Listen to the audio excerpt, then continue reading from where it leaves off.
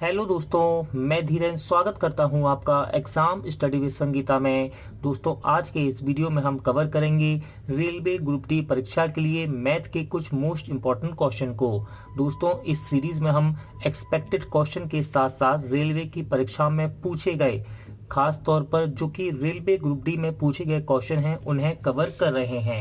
दोस्तों, पहले हम एक्सपेक्टेड क्वेश्चन में साधारण ब्याज और आयतन क्षेत्रफल को लेकर चल रहे हैं और साथ ही साथ प्रीवियस ईयर के क्वेश्चन भी आज हम सॉल्व करेंगे। तो चलिए दोस्तों, हम अपनी क्लास शुरू करते हैं। तो दोस्तों, आज का पहला क्वेश्चन है और ये क्वेश्चन मैंने लिया है घन से यानी कि आयतन से। तो देखिए, क्वेश्चन कह रहा है लोहे के 3 घनों की भुजाएं क्रमशः 6 सेंटीमीटर, 8 सेंटीमीटर, 10 सेंटीमीटर हैं। इन्हें पिघलाकर एक घन बनाया गया। इस घन की प्रत्येक भुजा कितनी होगी? तो दोस्तों, हमारे पास 3 घन थे, ठीक है ना। हमारे पास 3 घन थे। मैं आपको समझाने के लिए रफ में बना देता हूं इन्हें। और इन 3 घनों को पिघलाकर, याद रखिएगा सवाल में कह रहा है इन 3 घनों को पिघलाकर एक बड़ा घन बनाया गया है। ठीक है दोस्तों, इन घनों को पिघलाकर एक बड़ा घन बनाया गया है और आपसे इन तीनों घनों की भुजाएं दे रखी हैं। याद रखिएगा दोस्तों, ये मैंने रफ में बनाए हैं, ठीक है ना। आप इसे समझ लीजिए, ये घन है और इनकी भुजाएं दे रखी हैं आपको 6 सेंटीमीटर, 8 सेंटीमीटर और 10 सेंटीमीटर। अब कह रहा है इन तीनों को पिघलाकर एक बड़ा घन बनाया गया, यानी कि इन तीनों का आयतन इस बड़े घन के आयतन के बराबर होगा। याद रखिएगा, जब हम इन तीनों घनों को पिघलाएंगे तो इन तीनों का आयतन इस बड़े घन के आयतन के बराबर होगा। अब आपसे यहाँ पूछ रहा है कि इस बड़े वाले घन की भुजा कितनी होगी। तो देखिए दोस्तों, हम इसको सॉल्व करेंगे। नए घन का आयतन इन तीनों घनों के आयतन के बराबर होगा, ये मैंने आपको बताया। तो देखिए, हम इसको सॉल्व करते हैं। नए घन का आयतन, छोटे वाले ये तीनों जो घन हैं इनके आयतन के बराबर होगा। तो मैं लिख देता हूं छोटे घन के आयतन के बराबर होगा। ठीक है, तो दोस्तों इस नए वाले घन का आयतन बराबर आएगा छोटे वाले। और घन का आयतन क्या होता है दोस्तों? घन का आयतन होता है ए क्यू। मैंने आपको कल की क्लास में ही बताया था घन का आयतन क्या होता है, ए क्यू। और यहाँ कितने हैं? 3। कितने घन दे रखे हैं आपको? 3। ये पहला वाला A1, A2, A3। और याद रखिएगा, घन की सभी भुजाएं बराबर होती हैं। तभी मैं आपसे कह रहा था बार बार कि ये रफ है दोस्तों, आप समझिएगा। ये घन है और घन की सभी भुजाएं बराबर होती हैं। तो हम देखिए, भुजा कितनी यहाँ पर 6, दूसरे की 8 और तीसरे की 10। तो यहाँ भुजा की जगह रख देते हैं। ए क्या है? यहाँ पर भुजाई तो है और घन का आयतन क्या होता है? ए क्यू। हम तीनों घनों के आयतन को जोड़कर इस बड़े वाले घन के आयतन के बराबर कह रहे हैं, ठीक है ना। तो देखिए, ये हो जाएगा 6 का क्यू, ये हो गया 8 का क्यू और ये हो गया 10 का क्यू। कितना आएगा ये? 6 का क्यू कितना होता है? 216। 8 का कितना होता है? 512 और 10 का 1000। तो दोस्तों, नए घन का आयतन कितना आएगा? नए घन का आयतन जोड़िए, देखिए 1000, 500 और 200, यानी कि 1700 ये हो गया। और 12 और 16 28, यानी कि ये आ गया नया 17 28। ये हमने निकाल लिया दोस्तों बड़े वाले घन का आयतन, ठीक है ना। अब हमसे कह रहा है कि इस घन की प्रत्येक भुजा कितनी होगी। तो देखिए, यहाँ लिखा है घन का आयतन कितना आया? 17 28। मैं यहाँ सॉल्व कर देता हूँ। आपको पता है कि घन का आयतन क्या होता है? घन का आयतन होता है ए क्यू। ए क्यू और बराबर ये कितना आया? 17 28। कल की क्लास दोस्तों जिन बच्चों ने नहीं पढ़ी है वो उसे पढ़ लें बहुत ध्यान से। वहाँ मैंने इसका यानी कि घन के बेसिक सवाल कराए थे और उनके कुछ इंपॉर्टेंट फॉर्मूले भी बताए थे। देखिए, ए क्यू, हमें ये भुजा निकालनी है ना ए, इससे लिख सकते हैं दोस्तों हम 12 का क्यू। मैंने आपसे क्या कहा था कल कि आपको 1 से लेके 20 तक और 1 से लेके 30 तक के वर्ग और 1 से लेके 20 तक के घन एग्जाम के लिए ही याद होना चाहिए अच्छे से। तो ये है दोस्तों 17 28 का घन, सॉरी 17 28 है 12 का, ठीक है ना। तो हमने 12 का क्यू लिख देंगे। इसको आगे सॉल्व करते हैं, क्यू से क्यू कैंसिल। तो ए का मान कितना आ जाएगा दोस्तों? 12 सेंटीमीटर। यानी कि ऑप्शन ए इसका राइट आंसर रहेगा। अगला क्वेश्चन देख लेते हैं। इंपॉर्टेंट क्वेश्चन है दोस्तों। क्वेश्चन कह रहा है 12 सेंटीमीटर भुजा वाले धातु के बने घन को पिघलाकर 1 सेंटीमीटर त्रिज्या की कितनी गोलियां बनाई जा सकती हैं। तो दोस्तों ये सवाल है संख्याओं से, यानी कि हमें यहाँ पर संख्या निकालनी है। और इस प्रकार के सवाल मैं आपको क्षेत्रफल में भी बता चुका हूँ और अब हम पढ़ रहे हैं आयतन। तो यहाँ हम फिर से इस सवाल को देखेंगे। तो देखिए, जब भी आपसे कहे कि संख्या निकालनी है तो इसके लिए आप हमेशा याद रखिएगा, संख्या निकालने के लिए हम क्या करते हैं, संख्या निकालने के लिए हम करते हैं संख्या बराबर बड़े का आयतन बटे छोटे का आयतन, छोटे का आयतन, बड़े का आयतन बटे छोटे का आयतन। तो देखिए दोस्तों, बड़ा क्या है, इसमें 22 सेंटीमीटर भुजा धातु वाला एक घन है, तो यहाँ हम लिख लेंगे घन का आयतन बटे छोटे का आयतन। इस घन से क्या बना रहा है वो, इस घन से गोलियां बना रहा है, यानी कि गोले की बात हो रही है, तो यहाँ लिख लेंगे हम गोले का आयतन। अब दोस्तों आपको दोनों के फॉर्मूले याद होने चाहिए अच्छे से, वरना ये सवाल आपका अधूरा रह जाएगा, एग्जाम में याद रखिएगा। तो देखिए, घन का आयतन क्या होता है, घन का आयतन होता है दोस्तों ए क्यू, यानी कि भुजा का क्यू, और गोले का आयतन होता है 4/3 पाई आर क्यू। और आर क्या है यहाँ पर, गोले की त्रिज्या क्या है, आर क्या है दोस्तों, गोले की त्रिज्या, जो कि आपको दे रखी है। देखिए, पिघलाकर 1 सेंटीमीटर त्रिज्या की कितनी गोलियां बनेंगी, यानी कि आपको त्रिज्या कितनी दे रखी है, 1 सेंटीमीटर। और देखिए, घन की भुजा भी आपके पास ए, घन का आयतन क्या होता है ए क्यू, यानी कि भुजा का क्यू, और घन की भुजा कितनी है 22 सेंटीमीटर। तो हम यहाँ इसको रख देते हैं। देखिए, यहाँ रखेंगे हम 22, ए का मान कितना 22, और ये क्या है क्यूब, यानी कि 3 बार गुणा कर देंगे इसका। आगे सोल्व करते हैं, 4/3 पाई का मान होगा 22/7, आर का मान कितना है दोस्तों, यानी कि त्रिज्या कितनी है गोले की 1 सेंटीमीटर। तो इसे 3 बार लिखेंगे, कोई फर्क नहीं पड़ेगा, 1 का गुणा 3 बार करेंगे, कोई दिक्कत नहीं है। हम इसको ऐसे भी लिख सकते हैं, 1 का क्यू लिख देते, ठीक है। इसे सोल्व करते हैं दोस्तों। अगर हम इस संख्या को इसके बराबर, इसके बगल में लिखना चाहें गुणे में, तो ये पलट जाएंगे, ठीक है ना। तो मैं यहाँ सोल्व कर देता हूँ। देखिए, 22 गुणे 22 गुणे 22, और जैसे ही हम इसको इसके गुणे में लिखेंगे तो ये पलट जाएगी, तो हो जाएगा 3/4 गुणे 7/22 गुणे 1 गुणे 1 गुणे 1 कितना, 1 ही हो जाएगा। आगे सोल्व करते हैं। देखिए, 22 के पारे से 22 कट गया, 2 दूनी 4 और 2 के पारे से 11 बार, और 2 के पारे से 22 को फिर काट सकते हैं हम 11 बार। अब हमको केवल गुणा करना है, 11 गुणे 11 3 इंटू 7 का। देखिए, तो 11 गुणा 11 में करेंगे कितना आ जाएगा 121, ठीक है। और इसमें 3 का गुणा कर दीजिए, कितना हो गया 3 एकम 3 और 3 दूनी 6 और 3 एकम 3। अब कितना बचा 7, 7 का गुणा कर दीजिए, 7 तिया 21, हाथ से लगी 2, 7 छिंग 42, 44 हाथ से लगी 4, 7 तिया 21 और 25, यानी कि इसका राइट आंसर रहेगा 2541। तो हम कितनी गोलियां बना सकते हैं, 2541 गोलियां। दोस्तों, इस प्रकार के सवाल मैंने आपको क्षेत्रफल में पढ़ाए थे, तो वहां हम लिखते थे बड़े का क्षेत्रफल बटे छोटे का क्षेत्रफल, और यहाँ हम कवर कर रहे हैं आयतन के मोस्ट इंपॉर्टेंट क्वेश्चन को।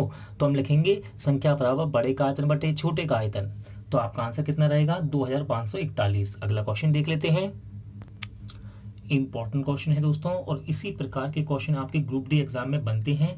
देखिए, क्वेश्चन क्या कह रहा है, 2 घनों के आयतन का अनुपात 27/1 है, इनकी कोरों की लंबाई का अनुपात क्या होगा। तो देखिए दोस्तों, ये मान लीजिए आपका है एक घन,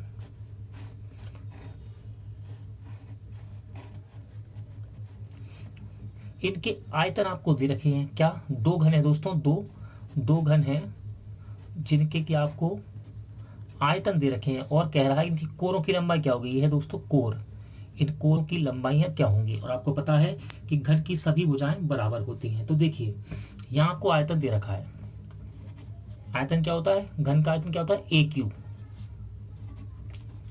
तो पहले का है 27 और दूसरे का अनुपात है 1, ये इसको हम A1 कर देते हैं, इसको A2 कर देते हैं। दो घन हैं जिनके आयतन है 27/1 में, तो हमने दोनों को लिख लिया, A1Q A2Q कितना है 27/1। हम यहाँ हमसे कह रहे हैं कि कोरों की लंबाई, यानी कि हमें ए का अनुपात बताना है, तो हम निकाल लेंगे। देखिए, AQ 1 की बात कर रहे हैं। ये कितना दे रखा है आपको आयतन 27 ए क्यू। इस 27 को दोस्तों हम 3 का क्यू नहीं लिख सकते? लिख सकते हैं। तो देखिए ये 3 से 3 कैंसिल हो जाएगा, A1 का मान कितना आ गया 3। इसी प्रकार हम लिख लेंगे A2Q कितना दे रखा है 1, ठीक है ना। तो इसको हम क्यू में लिख सकते हैं, हाँ लिख सकते हैं, कोई फर्क नहीं पड़ेगा। 1 को क्यू के रूप में लिख सकते हैं। देखिए ये क्यू से क्यू कैंसिल, तो A2 का मान कितना आ गया 1। और आपसे क्या पूछ रहा था? आपसे पूछ रहा था इनकी कोरों की लंबाई का अनुपात क्या होगा। तो देखिए A1 अनुपात A2 रख दीजिए, यानी कि 3 अनुपात 1। तो इसका राइट आंसर रहेगा ऑप्शन सी। अगला क्वेश्चन देखते हैं। अच्छा दोस्तों, आज मैंने रेलवे ग्रुप डी में पूछे गए जो क्वेश्चन लिए हैं वो क्वेश्चन मैंने लिए हैं संख्या पद्धति से, और ये इंपॉर्टेंट क्वेश्चन है दोस्तों, इसको ध्यान से देखिएगा। इसे हम बेसिक से भी करेंगे और इसे हम ऑप्शन से ट्रिक के द्वारा भी कर सकते हैं। देखिए यदि 2 अंकों का योग 9 है तथा दहाई के अंक से इकाई के अंक का अंतर 1 है तो 2 अंकों वाली यह संख्या ज्ञात कीजिए। तो दोस्तों सबसे पहले आपको पता होना चाहिए कि 2 अंकों वाली संख्या होती क्या है। तो दोस्तों 2 अंकों वाली संख्या होती है, 2 अंकों वाली संख्या ये होती है आपकी 10x प्लस वाई। इसे हम कहते हैं इकाई का अंक और इसे कहते हैं हम दहाई का अंक। याद रखिएगा, इसे कहते हैं हम इकाई का अंक और इसे कहते हैं दहाई का अंक। अब देखिए उसने सवाल में आपसे क्या कहा, 2 अंकों का योग 9 है। तो अंक दोस्तों इसके क्या है x और y, तो इनका योग कितना है, इनका योग दे रखा है आपको 9। फिर उसने कहा दहाई के अंक से, देखिए ये है दहाई का अंक x, दहाई के अंक से इकाई के अंक का अंतर 1 है। फिर से देखिए दहाई के अंक से, यह है आपका दहाई का अंक x, दहाई के अंक से इकाई के अंक का अंतर 1 है, यानी कि x माइनस वाई बराबर कितना है 1, ठीक है। यदि आप x और y के मान अलग अलग निकाल लें और यहाँ रख दें तो आपको वो संख्या पता चल जाएगी। तो देखिए सिंपल सा है, हम सॉल्व करते हैं। ये देखिए ये तो इसे जोड़ते हैं दोस्तों, ये जाएगा 2x और ये माइनस प्लस के हैं तो ये कैंसिल हो जाएंगे, और 9 और 1 कितना हो गया 10। तो x का मान कितना आ गया 5। इस x की वैल्यू दोस्तों यदि हम यहाँ रख दें समीकरण 1 में, इस x की वैल्यू यहाँ रख देते हैं 5, तो देखिए ये उठकर यहाँ जाएगा, माइनस का हो जाएगा, तो y की वैल्यू कितनी आएगी 4। तो अब हम 2 अंकों की संख्या को निकाल सकते हैं। 2 अंकों की संख्या क्या है 10x प्लस वाई। तो 10x की जगह कितना आया 5 और y की जगह कितना है 4, तो ये हो गया 50 प्लस 4 बराबर 54। तो इसका राइट आंसर रहेगा ऑप्शन सी। अब दोस्तों याद रखिएगा, यदि एग्जाम में ये सवाल आपको मिलता है तो आप इसे ऑप्शन से भी कर सकते हैं। देखिए कैसे करेंगे, ऑप्शन लिख लेते हैं हम 45, 63, 54 और 72। देखिए कंडीशन क्या कह रही है, कंडीशन कह रही है यदि 2 अंकों का योग 9 हो। तो देखिए इसमें देखिए किस किस का अंक 9 है, योग 2 अंकों का योग, देखिए 4 और 5 9, ठीक है, 6 और 3 9, 5 और 4 9, 7 और 2, सबके योग 9 आ रहे हैं, कोई दिक्कत नहीं। आगे पढ़ते हैं। तथा तथा दहाई के अंक से इकाई के अंक का अंतर 1 हो। तो दोस्तों देखिए इनका अंतर 1 है, इसका अंतर 1 है दोनों अंकों का, लेकिन इसका नहीं है देखिए, तो इसे तो हम हटा ही देंगे। इसी प्रकार 72 इसका अंतर करेंगे, 1 आ रहा है क्या, नहीं आ रहा, तो इसको भी हटा देंगे। अब आपके पास बचे ऑप्शन 1 ये रहा और ये रहा, 45 और 54। ध्यान से समझिएगा क्या कहा उसने, दहाई का अंक और इकाई का अंक का अंतर 1 है, तो इनके हमने अंतर चेक किए तो इनका अंतर तो 1 है ही नहीं, तो हम इसे हटा देंगे। और 72 का भी देखिए इनका अंतर 1 है, नहीं है, तो इसे भी हटा देंगे। अब क्या बचा ऑप्शन में 45 और 54। अब देखिए क्या कह रहा है, ये कंडीशन देखिए, दहाई के अंक से, देखिए ये है इकाई और ये दहाई, दहाई के अंक से इकाई का अंतर 1 है, यहाँ तो है नहीं ये, लेकिन यहाँ है। देखिए दहाई, दहाई कितना है 5, इसको बोलते हैं इकाई, फिर ये है दहाई। देखिए क्या कह रहा है, दहाई के अंक से इकाई के अंक का अंतर 1 है, हाँ है, तो इसका मतलब 54 आपका सही आंसर रहेगा। अगला क्वेश्चन देखते हैं। इंपॉर्टेंट क्वेश्चन है दोस्तों। क्वेश्चन कह रहा है प्रथम 5 अभाज्य संख्याओं का योग क्या होगा। तो दोस्तों सबसे पहले आपको पता होना चाहिए कि प्रथम 5 अभाज्य संख्या क्या है, या फिर आपको सबसे पहले ये पता होना चाहिए कि अभाज्य संख्या क्या है। तो याद रखिएगा अभाज्य संख्या क्या होती है, अभाज्य संख्या दोस्तों वह संख्या होती है जो कि अपने पहाड़े से कटती है, यानी कि स्वयं के पहाड़े से कटती है और किसी से नहीं। ठीक है ना। तो सबसे पहले याद रखिएगा कि प्रथम पहली आवाज संख्या क्या होती है, तो याद रखिएगा पहली आवाज संख्या होती है 2। ठीक है ना। इसके बाद हम आगे बढ़ते हैं। इसके बाद आएगी दोस्तों 3, फिर आएगी कितनी, 4 तो आएगी नहीं, क्योंकि 4 2 के पहाड़े से भी कट रही है और 4 से भी कट रही है। और मैंने क्या कहा, आवाज संख्या वह संख्या है जो स्वयं के पहाड़े से कटे। देखिए 3 केवल 3 से ही कट रहा है। आगे बढ़ते हैं। 5 केवल 5 से कटेगा। 6 नहीं हो सकती, 6 देखिए 2 के पहाड़े, 6 देखिए 2 के पहाड़े से भी कट जाएगा और 3 के पहाड़े से भी कट जाएगा, तो 6 नहीं होगी। इसके बाद क्या आएगा 7। ठीक है। फिर 8, 8 नहीं हो सकती, देखिए ये 4 के पहाड़े से कट रहा है, 2 के पहाड़े से कट रहा है। ठीक है। फिर देखते हैं आगे 9, 9 भी नहीं होगा क्योंकि ये 3 के पहाड़े से कट रहा है। ठीक है ना। हमको वह संख्या चाहिए जो स्वयं के पहाड़े से कटते हो, तो क्या आएगा आगे 11। तो प्रथम 5 आवाज संख्या क्या आ गई, 2 3 5 7 11। याद रखिएगा एग्जाम में कभी कभी इस तरह भी पूछ लेता है, 1 2 4 और 6, और कहता है कि प्रथम आवाज संख्या कौन सी है। तो याद रखिएगा प्रथम आवाज संख्या होती है 2। एग्जाम में डायरेक्ट पूछ लेता है कि प्रथम आवाज संख्या कौन सी है, तो आपको याद रखना है वो कौन सी है, 2। चलिए आगे बढ़ते हैं। हमने प्रथम आवाज संख्या निकाल ली 5। ठीक है। क्या होती है आवाज संख्या, जो स्वयं के पहाड़े से कटे, किसी दूसरे पहाड़े से नहीं कटे। तो 5 संख्या आ गई प्रथम आवाज। और क्या कह रहा है, इनका योग बताना है, तो देखिए योग कर देते हैं। 2 और 3 कितना हो गया, 5, 5 और 5 10, 10 और 7 17, 17 और 11 कितना हो जाएगा दोस्तों 28, यानी कि इसका सही आंसर आएगा कितना 28, ऑप्शन डी। अगला क्वेश्चन देखते हैं। अगला क्वेश्चन देखते हैं दोस्तों, ये क्वेश्चन इंपॉर्टेंट है और जम्मू जबलपुर बिलासपुर ग्रुप डी में पूछा भी जा चुका है। तो देखिए क्वेश्चन कह रहा है, मनीष ने एक राशि कर्ज के रूप में ली और 2 वर्ष के बाद 630 रुपए अदा किए। साधारण ब्याज की दर 2.5% थी, तो मूलधन ज्ञात करो। तो दोस्तों यहां आपको मूल राशि निकालनी है, यानी कि मूलधन निकालना है। मूलधन आपको निकालना है। समय कितना दे रखा है आपको, 2 वर्ष। ठीक है। 6 से 30 रुपए अदा करता है 2 साल बाद, यानी कि ये कितना दे रखा है आपको, मिश्र धन दे रखा है। मिश्र धन दे रखा है दोस्तों आपको 630 रुपए, और दर कितनी है साधारण ब्याज की 2.5%। तो दोस्तों इस प्रकार का सवाल जब भी आए, जब आपको मिश्र धन दे रखा हो और मूलधन निकालने की बात करे और समय और दर दे रखी हो, तो कुछ नहीं, आपको सिंपल सा फॉर्मूला लगाना है दोस्तों। बेसिक है, क्या है, मिश्र धन बराबर क्या होगा, मूलधन प्लस साधारण ब्याज। क्या होगा, मिश्र धन बराबर होता है दोस्तों मूलधन प्लस साधारण ब्याज। तो मिश्र धन कितना दे रखा है 630, लिख लेते हैं हम, बराबर मूलधन आपको निकालना है। साधारण ब्याज क्या होता है, कई बार मैं आपको बता चुका हूं, P into R into T by 100, यानी कि मूलधन गुणे दर गुणे समय बटे 100। आगे सॉल्व करते हैं। देखिए आर कितना दे रखा है 2.5%। ठीक है। और टी कितना है 2 वर्ष बटे 100। इसे आगे सॉल्व करेंगे हम। देखिए इस पॉइंट को हटाएंगे, 1 दशमलव के बाद अंक है तो नीचे 10 से गुणा हो जाएगा, यानी कि 1 जीरो बढ़ जाएगी। आगे सॉल्व करते हैं।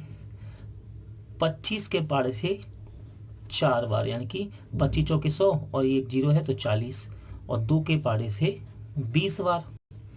ठीक है। तो ये कितना हो गया दोस्तों, तो ये हो गया आपका 630 बराबर P plus P upon 20। Solve कर लेते हैं इसे। देखिए आप एलसीएम से भी कर सकते हैं, डायरेक्ट कर सकते हैं। देखिए 20 का गुणा यहाँ करेंगे 20P और इसमें जोड़ देंगे तो कितना हो जाएगा 21P। 21P बटे 100, 21P बटे 20। आप चाहें तो इसे एलसीएम विधि से भी कर सकते हैं, वरना डायरेक्ट भी कर सकते हैं। 20 का गुणा यहाँ करेंगे 20P और इसमें जोड़ेंगे 1 तो 21P बटे 100, सॉरी दोस्तों 21P बटे 20 बराबर कितना है 630। सॉल्व करते हैं इसे। देखिए कट जाएगा, 21 से हम इसको काट सकते हैं, हाँ काट सकते हैं। 21 तिया 63 होता है तो 30 बार कट गया। गुणा हो जाएगा 20 का 30 में कैंची गुणा, तो P की वैल्यू कितनी आएगी 600, यानी कि मूलधन कितना निकल कर आया दोस्तों 600 रुपये। दोस्तों आज का वीडियो यही एंड होता है। उम्मीद करता हूँ आपको सभी सवाल समझ आए होंगे और अच्छे लगे होंगे। पूरा वीडियो देखने के लिए थैंक यू। जल्द मिलते हैं नेक्स्ट वीडियो में।